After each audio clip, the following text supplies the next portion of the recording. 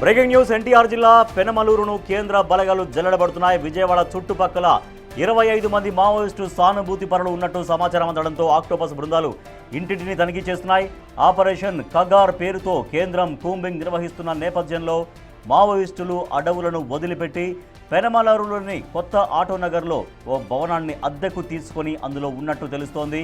ఈ క్రమంలో ఆక్టోపస్ బృందాలు కొత్త ఆటోనగర్లో తనిఖీలు చేపట్టి 7 అనుమానితులను అదుపులోకి తీసుకున్నారు.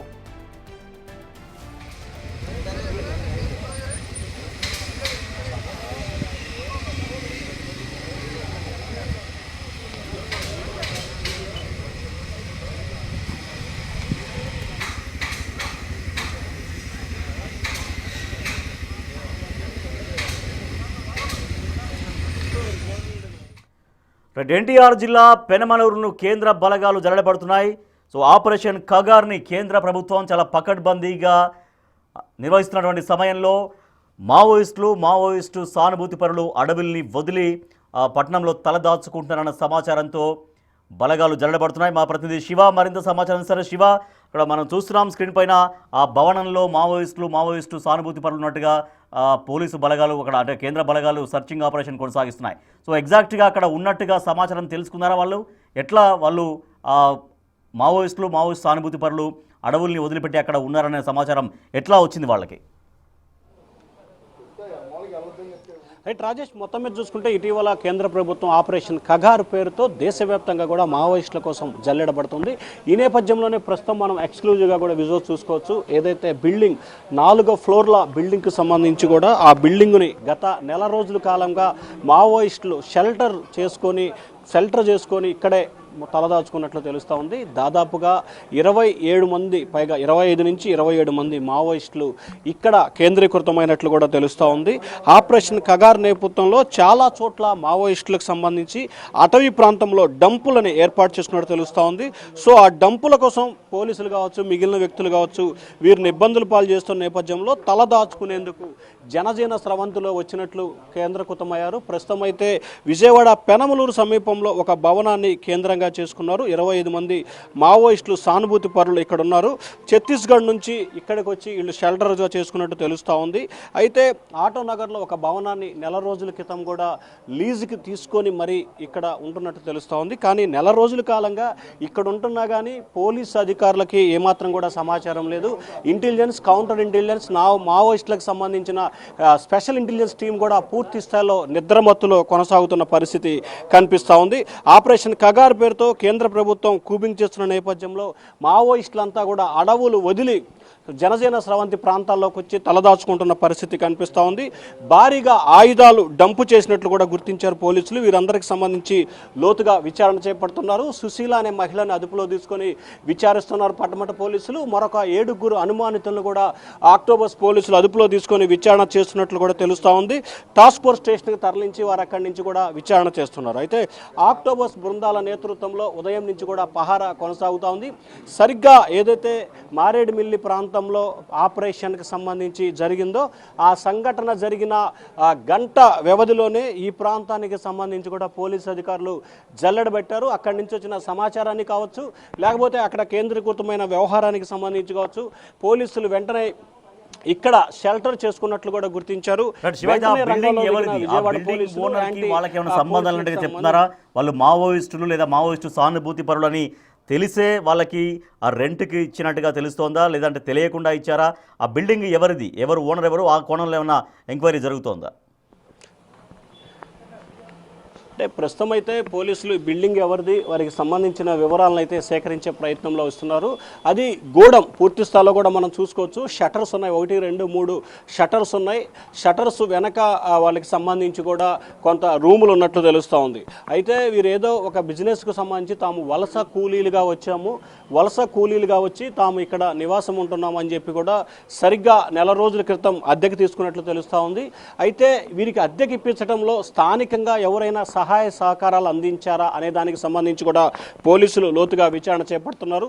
అసలు ఆ బిల్డింగ్ ఓనర్ ఎవరు, ఆ బిల్డింగ్కి ఓనర్కి వీరికి సంబంధం ఏంటి అనే కోణంలో కూడా దర్యాప్తు చేస్తున్నారు. అయితే ఇక్కడ ఆసక్తికరమైన అంశం ఏంటంటే వీళ్ళు కేవలం షెల్టర్ కోసమే ఈ ప్రాంతాన్ని ఎంపిక చేసుకున్నారా, లేకపోతే వేరే ఏదైనా అమరావతి రాజధాని ప్రాంతాన్ని టార్గెటెడ్గా చేసుకొని ఏమైనా కార్యకలాపాలని కొనసాగించేందుకు ఇక్కడ షెల్టర్ తీసుకున్నారు అనే దానికి సంబంధించి పోలీసులు అయితే కొంత అనుమానాన్ని వ్యక్తం చేస్తున్నారు. అయితే పోలీస్ అధికారులకు సంబంధించి కావచ్చు, ఇంటెలిజెన్స్ వ్యవహారాలకు సంబంధించి కావచ్చు, ఎస్బీ వ్యవస్థకు సంబంధించి కూడా పూర్తి స్థాయిలో వైఫల్యం చెందిన పరిస్థితి అయితే మాత్రం స్పష్టంగా కనిపిస్తోంది. ముఖ్యమంత్రి నివాసానికి కావచ్చు, విజయవాడ సిపి నివాసానికి కావచ్చు, ఏపీ డీజీపీ నివాసానికి కావచ్చు, కేవలం 8 నుంచి 10 కిలోమీటర్ల దూరంలోనే ఇక్కడ షెల్టర్ ఉందంటే పోలీసు వ్యవస్థ ఏ రకంగా పనిచేస్తుందో కూడా ఇట్టే అర్థం చేసుకునే పరిస్థితి కనిపిస్తోంది. పూర్తి స్థాయిలో ఇంటెలిజెన్స్ కావచ్చు, కౌంటర్ ఇంటెలిజెన్స్ సంబంధించి కూడా పూర్తిగా వైఫల్యం చెందిన పరిస్థితి కనిపిస్తోందని చెప్పి కూడా సామాన్య ప్రజలు చెప్తున్నారు. ఎందుకంటే విజయవాడ నడిబొడ్డు లాంటి ఆటో నగర్ ప్రాంతంలో గత 20 రోజుల నుంచి నెల రోజులుగా కేంద్రంగా వారు కార్యకలాపాలు కొనసాగిస్తున్నారు. ఆపరేషన్ కగార్ పేరుతో కేంద్ర ప్రభుత్వం చేస్తున్న జల్లెడకు సంబంధించి గాలింపు చర్యలు కావచ్చు, లేకపోతే కూబింగ్కి సంబంధించి కావచ్చు, రకరకాల కార్యకలాపాలని కొనసాగిస్తున్న నేపథ్యంలోనే వారు ఇక్కడ షెల్టర్ జోన్ ఎంపిక చేసుకున్నట్టు తెలుస్తోంది. సరిగ్గా ఉదయం మారేడుమిల్లిలో జరిగిన ఎన్కౌంటర్ తర్వాత వెంటనే అప్రమత్తమైన పోలీసులు ఇక్కడ కొంతమంది మావోయిస్టులు షెల్టర్ అంటే మావోయిస్టులు అనాలా, వారికి సంబంధించిన అదుపులో తీసుకున్న లేకపోతే వారికి సహకరిస్తున్న వ్యక్తులు అనుకోవాలా, లేకపోతే సానుభూతి పరులు అనుకోవాలా అనే దానికి సంబంధించి పోలీసులు చెప్తే కానీ క్లారిటీ వచ్చే అవకాశం కనిపిస్తోంది. ప్రస్తుతానికైతే 8 మందిని అదుపులో తీసుకొని 7 టాస్క్ ఫోర్సులు అదుపులో తీసుకొని విచారిస్తున్నారు. మరొక మహిళకు సంబంధించి సుశీల అనే మహిళని విజయవాడ పటమట పోలీసులు అదుపులో తీసుకొని విచారణ సమాచారం అందించి ఉంటారా? ఎందుకంటే వాళ్ళు స్థానికంగా ఉన్నప్పుడు అంటే వాళ్ళు ఎవరో వలస కూలీలు అని చెప్పి అక్కడ ఆ బిల్డింగ్ రెంట్కి తీసుకున్నారని చెప్తున్నారు. కానీ అక్కడ స్థానికంగా ఉండే వాళ్ళని పరిశీలించి అంటే వీళ్ళు కూలీలు కాదు, ఏదో వాళ్ళ యాక్టివిటీస్ డిఫరెంట్గా కనిపించి ఆ స్థానికులకు ఏమైనా అనుమానం వచ్చిందా? స్థానికుల నుంచి ఏమైనా సమాచారం సేకరిస్తున్నారా? అంటే వాళ్ళ నిత్యం వాళ్ళ కార్యకలాపాలు ఏంటి? ఎన్నో రోజులుగా అక్కడ ఉంటున్నారని చెప్తున్నారు. వాళ్ళు ఉదయం నుంచి సాయంత్రం వరకు ఎక్కడికి వెళ్తున్నారు, ఎక్కడికి వెళ్ళొస్తున్నారు, ఇవన్నీ ఎవరైనా స్థానికులు క్లోజ్గా గమనించి ఉంటారా అన్న కోణంలో ఏమన్నా విచారణ చేస్తున్నారా? అంటే ఇప్పటివరకు పోలీసులు అయితే ఆ దిశగా ప్రయత్నాలు చేయలేదు. మారేడుమిల్లో ఎన్కౌంటర్ జరిగిన తర్వాత అక్కడ వచ్చిన సమాచారాన్ని బేస్ చేసుకొని మాత్రమే ఇక్కడ కొంతమంది మావోయిస్టులు కేంద్రీకృతం అయ్యి ఇక్కడ తలదాచుకున్నట్లు సమాచారం వచ్చింది. వెంటనే ఐడెంటిఫికేషన్ చేశారు. కానీ ఇక్కడ ఉంటున్న స్థానికులు కానీ లేకపోతే స్థానికంగా ఉండి, ఎందుకంటే ఇదంతా కూడా మనం చూసుకోవచ్చు ఆటో నగర్ పరిసర ప్రాంతం, ఇదంతా కూడా డంపు ఫ్యాక్టరీలకు సంబంధించి కావచ్చు, లేకపోతే మిగిలిన వాటికి సంబంధించి మాత్రమే ఇక్కడ కార్యకలాపాలు కొనసాగుతున్నాయి.